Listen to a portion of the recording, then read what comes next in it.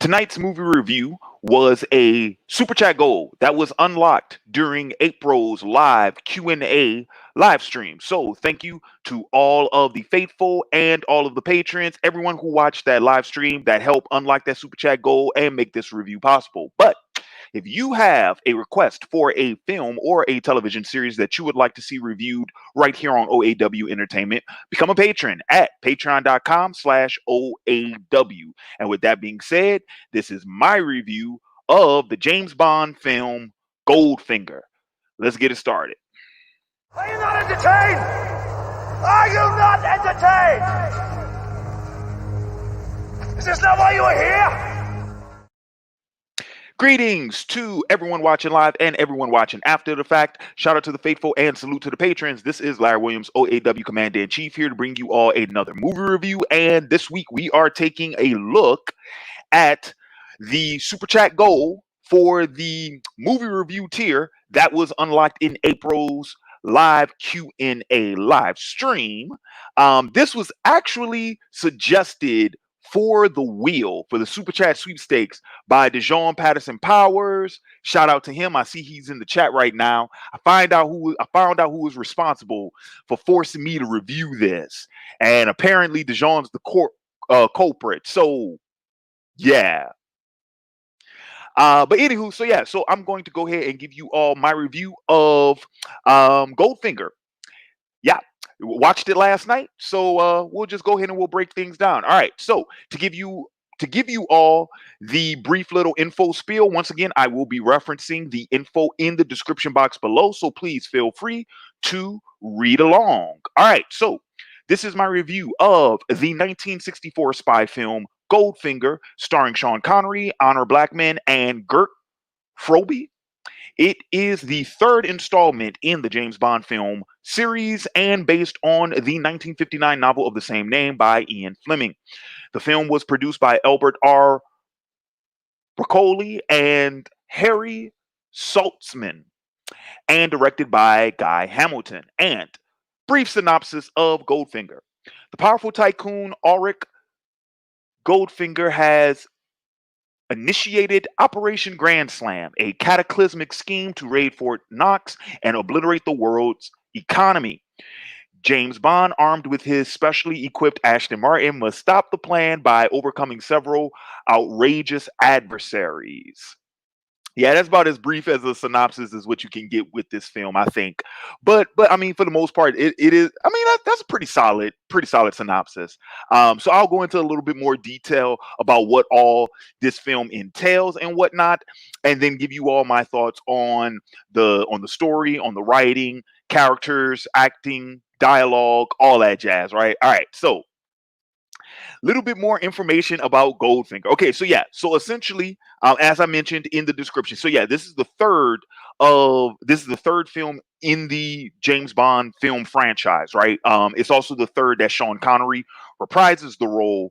But funny enough, this is the film that pretty much made the James Bond that pretty much made it a franchise. This was the first of the blockbuster James Bond films. So much so to give you all an idea of what I'm talking about. So check this out. This film was released in 1964, right? Okay. In 1964, this film cost $3 million to make, okay? Which is which is the same amount as the two prior Bond films combined.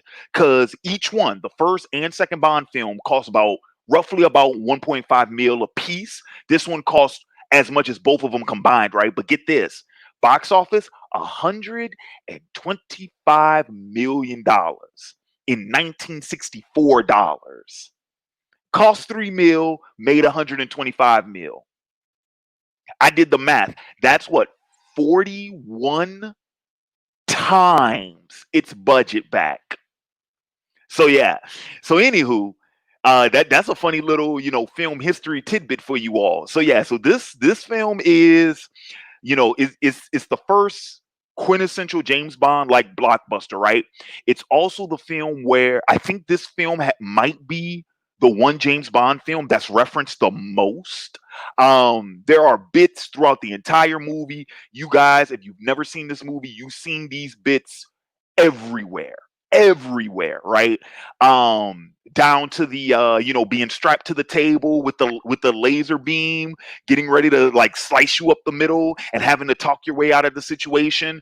That's in this film. That's from this film. The souped up like gadget car.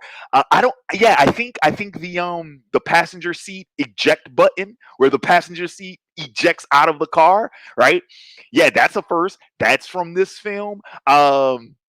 The little like razors coming out of the side of the wheels that tear up, other people's wheels. That's from this film. Let's see what else is from. Oh, of course, the classic line. Oh, do you expect me to talk? No, Mr. Bond, I expect you to die. That's from this one. Let's see what else is in this one. Oh, the hat. The henchman's hat that can like cut through things and like destroy things. That's in this one. Oh, the cheating at golf with the ball that slides down the pants sleeve. That's from this movie. So yeah. Suffice it to say, just about every like stereotypical trope or throwback that you've ever seen throughout mass media, multimedia, right? That refers to like the spy genre or the espionage genre or that directly is referencing James Bond comes from this movie. Just about. Yeah. Suffice it to say, it's the quintessential James Bond movie, I think.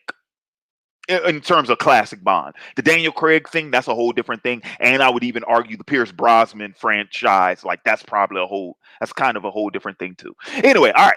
So now that I've gotten all of those interesting film history tidbits out the way, yeah, let's go into some more detail about what Goldfinger is about. All right. So pretty much, James Bond, he gets tasked with a mission to pretty much case this guy named Goldfinger. Goldfinger, as we find out, yes, he is a tycoon, vastly wealthy tycoon, but he's also a gold smuggler. Essentially, that's what his business is. He operates in gold, he operates in precious metals, and he has a legal front for that. But he's a gold smuggler in the sense that he moves gold like he likes to melt down his gold and move it across international lines at whim. And there are laws against that, right? So essentially, yeah, he's kind of like a gold smuggler. Okay. Well, Bond's supposed to be casing this guy, and lo and behold, ends up getting swept up in an even bigger plot, which we find out later on is known as Operation Grand Slam. Which, get this, all right, I'm gonna break this down with y'all. So roll with me on this one, because the logic kind of falls out of the bottom a little bit, but that's where we get, the mad genius, mastermind Bond villain.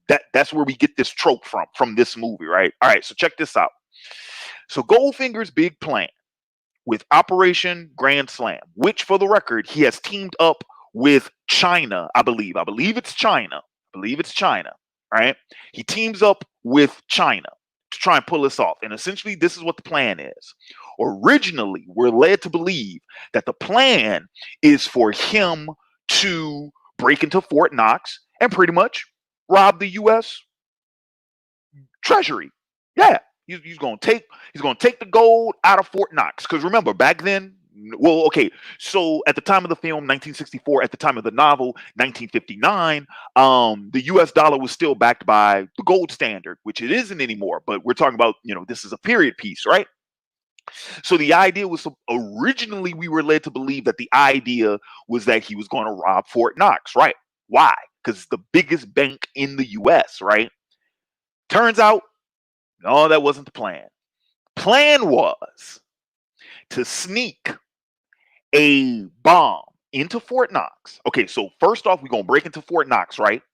We're going to sneak a bomb into Fort Knox, right? And then what's going to happen is we're going to set the bomb off in Fort Knox.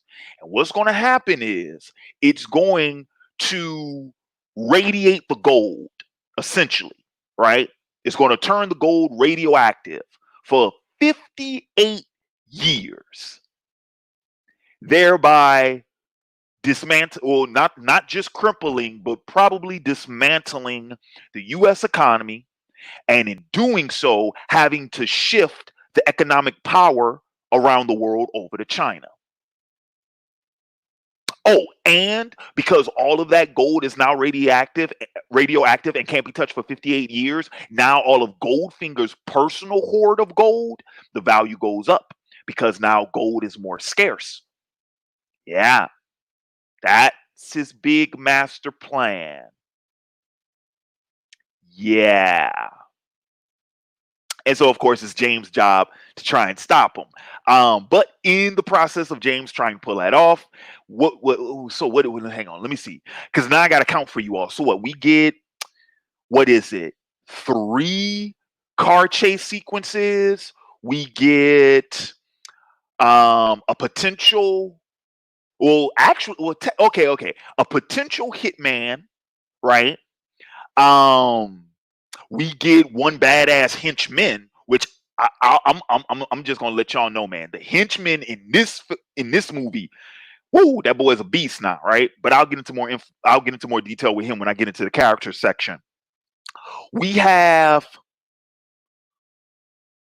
3 Bond girls, but 1 certified femme fatale, right? That we have to tangle with, right? We have games of intrigue. We have games of cheating involved. There's a lot of bluffing. There's a lot of backstabbing. Yeah, all of that thrown into, Bond's mission essentially. So yeah, that's pretty much the main crux of Goldfinger. All right, so let's go ahead and let's talk about it. Let's talk about the story. Story is not bad, actually. Story's not bad. Story's not bad. Plot's not bad necessarily. And I'll tell you, dude, guys. I'm just gonna be candid with y'all for a minute. I'm just gonna be honest. So I was not looking forward to this review. Granted, because like I said, this is one of the super chat goals from April, right? And I'm just now getting to it in June, right? Because I was kind of putting it off. I wasn't looking forward to the film. I'm not a James Bond fan. I'm not a secret agent man, super spy, espionage type dude. Spies, for me, spies are kind of like zombies. They bore me. Usually they bore me. I wasn't bored watching this. I wasn't bored watching it.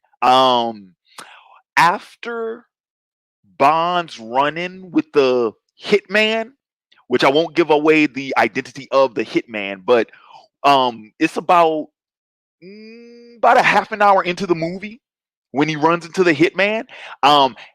Ever since that encounter, I was kind of intrigued with the movie. I'm like, okay, yeah, I'm all right. I'm a little intrigued. I'm intrigued. I see what's going on.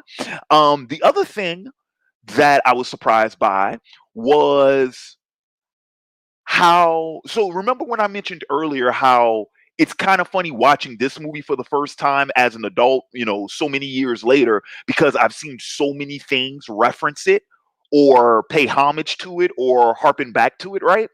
Well, a lot of that material is like in the first half of the movie. And so, for an example, like remember what I said about the death ray laser scene? That's like in the first half of the movie. So when I saw how early in the movie that was, I was intrigued, and I'm like, oh snap, what's in the second half? Like I still got over half a movie left, right? So it kept it kept me intrigued, kept my attention, definitely kept my attention. But like I said, story wise, I think it's actually good. I think it's actually good story wise. Yeah, yeah, very engaging, very engaging and highly entertaining. Um, the only real criticism I have about the story, so I couldn't help but get the sense that there was probably a lot of material cut out from the book, particularly with the character of Pussy Galore. Oh, that's another famous thing from this movie, Pussy Galore. Yeah, this is the movie she's in, right? Um, because we're given some. I'll mention her character right here. I'll mention Pussy Galore's character right here because we're given enough details about her backstory that once again intrigues the audience. It's like, oh wow, that's really interesting. And then that's it. That's it. They only give us like little nuggets, little morsels of information about her. And then of course what we see of her on screen, that's pretty much it. But I feel like there's probably more content in the book in regards to her character that we don't get here. And I kind of wish we did. That's my only real criticism about the story. Okay, that's my only major criticism. I got some smaller ones. Couple of things. All right. And I don't know if this is in the book or I don't know if I have to blame the movie for this. I got some issues with Goldfinger and I got some issues with James. And you know what?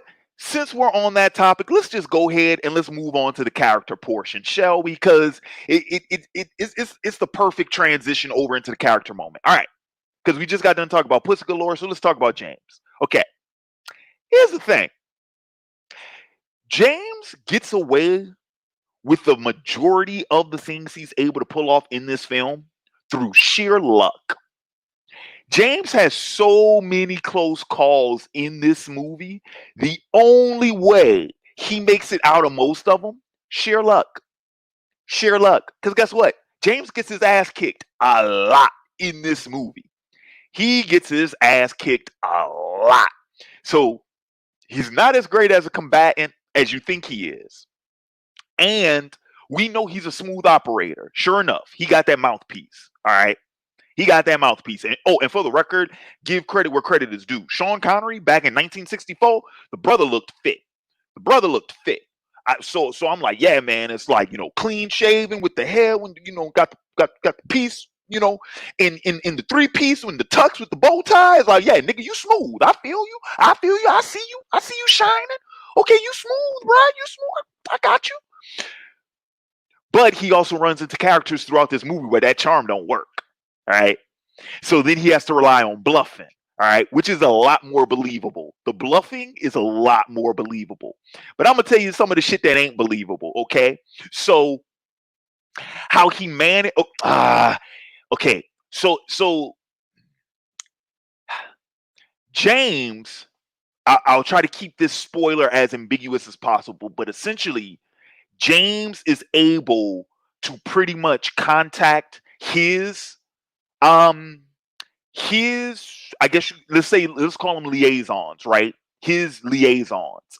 He's able to finally get in contact with them once he makes it stateside in the second half of the movie, despite the fact that his initial plan to inform them in the first place does not work, right?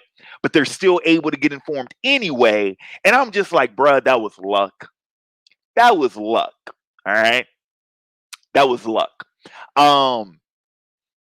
James gets in a car accident in this movie. And the fact that he wakes up, or the fact that he wakes up at all, that he isn't just killed on the spot and thrown in the fucking river, luck. Luck. Luck. James pulls off an escape later in the movie, right? Where he manages not only to evade a prison, he escapes a prison, is able to take out the security guard watching the prison, and then is able to finally uncover what Operation Grand Slam all entails. And he has a rifle on him, and he still ends up getting caught and held at gunpoint. And they don't kill him on the spot. Luck. The boy is lucky time and time and time and time again throughout the movie. Here's another thing too. James is not as inconspicuous as you might think. They kind of give that away to us in the opening scene of the movie when I think he's in Mexico, and yeah, he's either in Mexico or in Cuba, I believe. And there's the whole thing with the club. James, bro, you walked into the building like what, 10 seconds before the damn building blew up? Not very inconspicuous, bro. Um, he just straight up introduces himself to Goldfinger in the movie twice, actually. Not very inconspicuous, bruh. Yeah, there's a lot of those instances. Yeah, a lot of those instances. So just saying, this is not one of the films where James is, poised as like, the super spy. Motherfucker's kind of just lucky. I'm just saying. I'm just saying. He's kind of lucky. Let's talk about Goldfinger. Okay. First off, okay. So first things first. When I was doing my research for this film, I found out that they were trying to get Orson Welles to do Goldfinger, bruh. Let me tell you, man, that would have been a hell of a thing to see. But I also think it would have been a much different performance. That would have been something totally different than what we got here. And the performance isn't bad, not at all. But the way Goldfinger is written, I have questions. Number one, what the hell was the point of the damn turning the fucking lounge, right? Turning the lounge into this giant visual reference, right? When he's telling all of these mobsters and gangsters and stuff about Operation Grand Slam, like every bit of the damn lounge is some type of visual aid, right? He has a model of Fort Knox. He has a, cause what is it? It's like he has the giant control panel, right? Then the floor opens up and it's this giant model of Fort Knox, right? And then the back wall turns into this giant projection map. And I'm like, say, bruh, number one, why the hell would you go through all that trouble building all of that evidence? Number two, if you were just going to use the lounge as sort of a trap, what was the point of building all of that shit there in the first place? Like I said, outrageous, outlandish, lampoonish. But guess what? This is where all of those I promise you, every major spy spoof film that you've seen since this movie came out was spoofing this film, because that's where all of that starts. Yeah. Yeah. Um, but let me see. Other than that, man, Goldfinger for the most part is actually a pretty solid villain. He's a lot more practical um than I would have given him credit for. Because really, li- once again, not to spoil too much, but they're like in the climax of the film, Goldfinger does something that took me a second to catch, but then when I noticed it, I was like, oh, of course he thought of that, right? Because I'm like, yeah, because once again, he's very practical and he's very good at like anticipating things. So I'm like, yeah, why wouldn't he have thought? Like, of course he thought of that, right? Um, yeah, honestly, man, the only real problem with Goldfinger is that y- his ego is easily bruised when he's bested by Bond, and you can tell. And you can tell. Um, he has a temper. Yeah, definitely. But other than that, man, I mean, I still think he's solid foil, solid foil. Very much a comic book villain. Very much so. He comes straight out of a comic strip. Yeah, very very much so. But yeah, I mean, I've seen worse. So real quick, I am going to bring up, because I will be remiss if I did not bring up our big bad henchman for this film. Goldfinger's like number one henchman, right? And that is the character of Odd Job, played by Harold Sakata. Um, Odd Job is probably one of the best damn dude. You want a henchman? This dude is the henchman. Um, the boy is we find out he's almost like null and vulnerable, right? Um, and then of course that hat that he has, which they never say what that thing is made of, but we know it can cut things and we know it can smash things. Um, yeah, very odd, very odd. And but once again, just like Goldfinger, he's also practical. Our job is practical. He's very practical. Very much a pragmatist. Gets the job done. Isn't afraid to get his hands dirty. Doesn't mind wet work.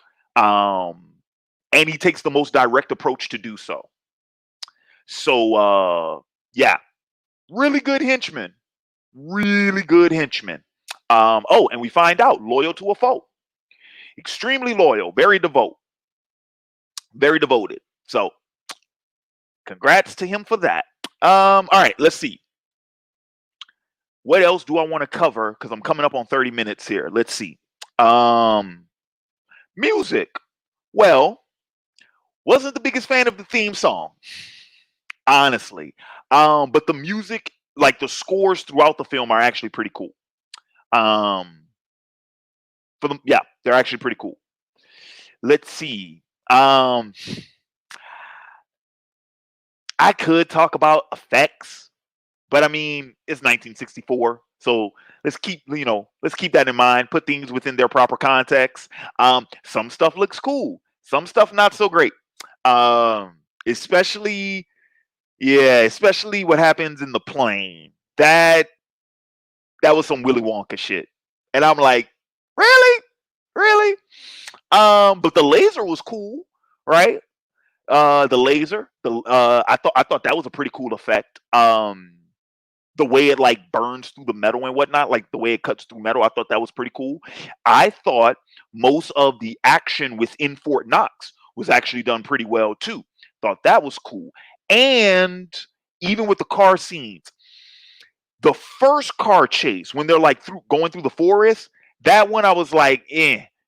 But the second one, when they're driving through that compound, that one I actually thought was much better. That was pretty cool. And I like the way it ended. Kind of a, sort of like a trick, but I like the way that car scene ended. I thought that was clever. Let's see. Oh, and the work that they did, the stunt work they did with the little fighter jets, with the little planes. That was actually pretty cool choreography with the planes and whatnot. I'm assuming those were real planes and not just models, just because of the way they moved, they looked real. But yeah, that was pretty cool.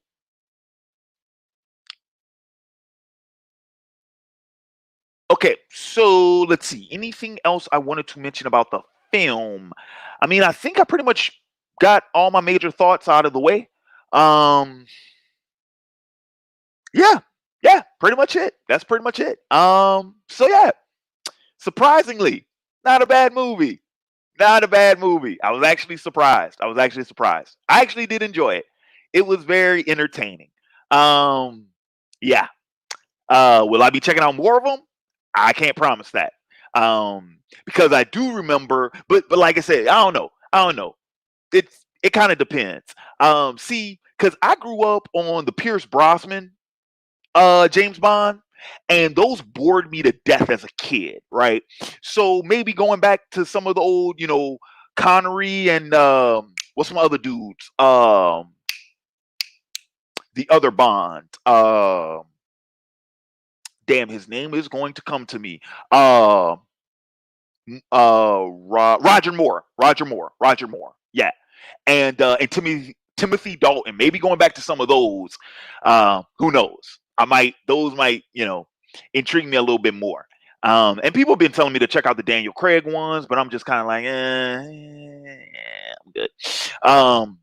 But I don't know. I might. Yeah, I might. All right, guys. So that's pretty much going to wrap up my thoughts on this film. Once again, want to thank everybody who tuned in, everyone who contributed and supported the channel during April for April's Q&A that pretty much unlocked this review via Super Chat Gold. Thanks everyone who has continued to tune in, continue to support the channel. Thanks so much. As always, like, comment, share, and subscribe. Much appreciated. Let's see. Oh, and yeah, I'll go ahead and, since DeJean's still in the comments, thank you, DeJean, for the suggestion, sir. Appreciate it. So yeah. So yeah, that's wow. This one's gonna be really short, guys. Yeah. But as a reminder, once again, thanks everyone for coming. Thanks everyone for watching. As I mentioned before, like, comment, share, subscribe. Follow me on social media: Facebook.com/OAW Entertainment, Twitter.com/OAWENTMT, and Twitch.tv/OAW_entertainment. All of those are in the description box below. And last but certainly not least, if you would like to request a film or television review that you would like to see done here on the channel, become a patron at patreon.com/OAW and select the Blockbuster tier, $30. And with that tier, you also get access to all Patreon exclusive content, to the OAW Vault, which is the original 2 seasons of Otaku Assemble Weekly, the original anime and manga review web series, and you also get an invite to join the monthly Q&A right here live on YouTube. You get an invite to join the show. Yeah, all for $30, as well as a request of your choice. So once again, that is patreon.com/OAW and select the Blockbuster tier. I also do accept requests via Cash App and PayPal. Those links are in the description box below, but be warned, June is already booked, so any and all requests I receive now, those are going towards July slate. Okay, so what to keep an eye out for later this week? I have a top 5 for you all later this week, as well as another discussion of the week video. And then wrapping things up on Saturday will be another hour of Batman the Telltale Series Season 2, The Enemy Within. And with that being said, this has been Larry Williams, OAW Commander-in-Chief. I am signing off, and until next time, peace. Are you not entertained? Are you not entertained?